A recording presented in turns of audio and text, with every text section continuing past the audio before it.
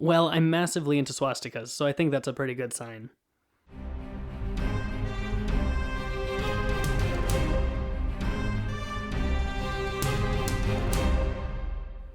Hello, everyone. Welcome to episode number 83 of Movies Are Awesome, the show all about knife collecting.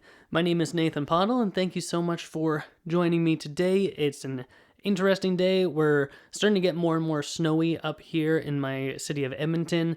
We had so much snow the other day, I had trouble driving home from work. It took me almost an hour to get home. Normally only takes half an hour.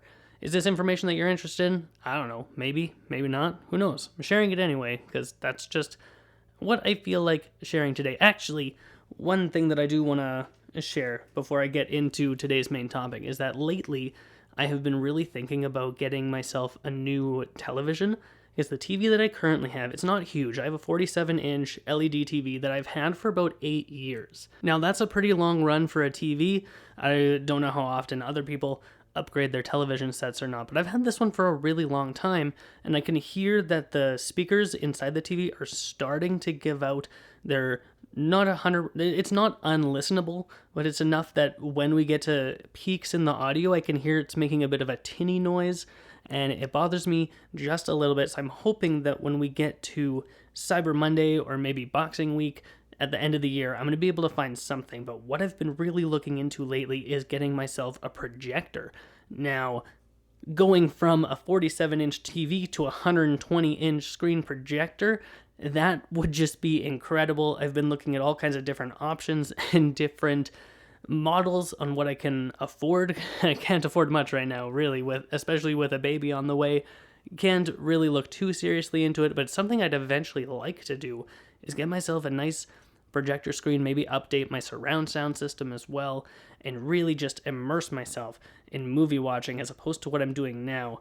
And maybe some people don't care about this as much, but something that's important to me, the way that I watch movies, is really important to me, especially now that I can't go to the movie theater as often as I used to. I went to the theater just last week. I went to see Tenet again because I'm trying to do my part to help them stay open and stay in business because I love them so much. Unfortunately, here in Alberta where I live, we're getting a lot of COVID cases. I wouldn't be surprised if we go into a whole nother shutdown pretty soon just to help kind of bolster our numbers. Not bolster, dampen our numbers. We want them to go down, not to go up. That was the wrong use of words on my part. But what I mean to say is that I'm not able to go to the movie theaters as much, so I might as well have a really big, nice quality screen at my home. So I'm working on eventually getting that done. That would be really cool. It's something that I've wanted for a really long time. But why don't I move into today's topic instead? Today what I'm talking about is the movie Argo. I chose this movie specifically because, for one, it came out in 2012, and two, I feel like it's a Best Picture winner that hasn't been seen by a lot of people, even though it's only 8 years old. Now, I just rewatched it last night. It actually was only my second time watching it. I bought it on Blu-ray when it first came out, and I watched it then, and I actually haven't revisited it since it first came out 8 years ago, so rewatching it last night was really interesting because I remembered most of it, but there were little bits here and there that I couldn't remember at all. So I'm excited to talk about that movie today. I'll do another review in a couple of weeks. If you have any kind of suggestion or recommendation of what movie to talk about, please feel free to reach out to me. You can do that on Twitter, Instagram, email, all those different things. It's in the show notes if you want to check out that information. I would gladly take any recommendations. But for today, I'm talking about the movie Argo. So Argo is directed by Ben Affleck. It also stars Ben Affleck. And this was kind of the start of his directing career. Before this, he directed a movie called The Town, which I heard is very good. I haven't actually seen it. And then he did Argo, which is a Best Picture winner. And then he did a movie called Live Free or Live Die, something like that. So it was some kind of gangster movie in the 1930s, I think is when it takes place. I also haven't seen that. So Argo is the only one of his directing movies that I've seen. And I gotta say, this movie is pretty good. It's based off of a true story. Why don't I give you a little bit of a rundown of the story? I am going to be talking about spoilers for this movie throughout the podcast. So if you're not interested in hearing what happens in the story, probably don't listen. I'm not going to get huge into the story, but I just don't want to have to limit myself on what I say and don't say. So I'm just going to say whatever I want and give you that warning right now. So in case I say something of what happens in the story, but really this is a thing that actually happened. So if you're familiar with American history, maybe you already know this story. Basically, the story is that in 1979, 1980, there was a whole lot of unrest going on in Iran. The United States was holding an Iranian official who I guess Iran wanted back. Iran or Iran, I hear it pronounced both ways in the movie, so I'm going to say Iran because that's what I grew up saying. But basically what happens is these Iranians storm the embassy and take a bunch of people hostage, but 6 people escape the hostages and are taking refuge in the home of the Canadian ambassador in Iran. And basically Ben Affleck is this CIA operative who is pretending to be making this movie called Argo, and he goes into Iran as a location scout, and then he takes the people and it's his job to smuggle them back home. So right off the bat, listening to that storyline, this is very tense. This movie is very serious, and it's serious. I don't know how else to say it. It's I wouldn't call it dour, but I would definitely say it's subdued. This movie does take itself very seriously, as it should, because I don't want a rollicking comedy about people who are being held hostage and trying to escape a nation of unrest. I don't want that at all. There is humor in the movie, and because the movie is so serious, when we get those humorous bits, it hits really well, especially with John Goodman and Alan Arkin's character. They're super funny. At least I think so anyway. Anytime I see them on screen, they're generally saying something that is quite humorous. And I think they have a history of being humorous as well. John Goodman can do humor really well. He can also do a serious role extremely well too. This movie actually has a pretty good cast. And now that I'm talking about them, Ben Affleck is great, Bryan Cranston, John Goodman, Alan Arkin, and Clea Duvall are all really good in this movie. Clea Duvall doesn't get a lot to play with. Unfortunately, a lot of the women in this movie don't have a lot to do. And, you know, in the 1970s, maybe that's just how things were. And so, because the actual story, the women didn't do very much. In this movie, the women don't do very much. And so that's a whole other thing. This movie's main strength, though, that I want to talk about is this movie is incredibly tense. It has such suspense that I can only describe it as Hitchcockian. It is just so edge of your seat. What's going to happen next? Of course, unless you're already familiar with the story and what happens here, there's some very tense moments when Ben Affleck is trying to get these people out of the country, and this country is just on fire, literally and figuratively. The people are just so hate-filled and angry with Americans, and, you know, Americans have set themselves up as a country that a lot of people really dislike. And I'm not trying to hate on Americans or anything like that, but I have done a little bit of world traveling, and in my travels, I've met Americans who are also traveling who have been pretending to be Canadian, because when they pretend to be Canadian, they're treated better than if they say they are from the United States. And that's just crazy that the United States just has this reputation around the world that people don't really like them, and so they have to pretend to be Canadians because everyone likes Canadians. It's actually a really funny story. One time when I was in Spain, I was riding the train and I had my water bottle, and a friend who I was with at the time wanted my water bottle and tried to grab it from me, and in trying to grab my water bottle from me, it flew out of my hand and just doused this one guy on the train, this big bodybuilder Spaniard guy, and he looked at me with daggers of death, and I'm trying to apologize to him, and I don't speak Spanish, so it's not going very well in my favor. So I'm trying to get this guy a towel so he can dry himself off, and he is just glaring at me. But then this pregnant woman on the train, she comes and she starts translating for me because she knows English and Spanish. Thank goodness for this woman. So I'm explaining to this guy that I'm just visiting from Canada. I don't really understand. And as soon as this bodybuilder guy heard that I was from Canada, he was all smiles. He was really happy. He shook my hand and he walked away. And that just goes to show that when he saw my face, he probably assumed that I was American right off the bat. But then once he understood that I wasn't, he was super happy and grateful to have met me, which I find baffling. And I really like telling this story because I was actually really scared of this guy. He was huge, and I would say I'm average height and build. So this guy would have just clobbered me on the train. And thank goodness for that pregnant lady to come over and translate for me. This was a while ago, and I still tell this story all the time.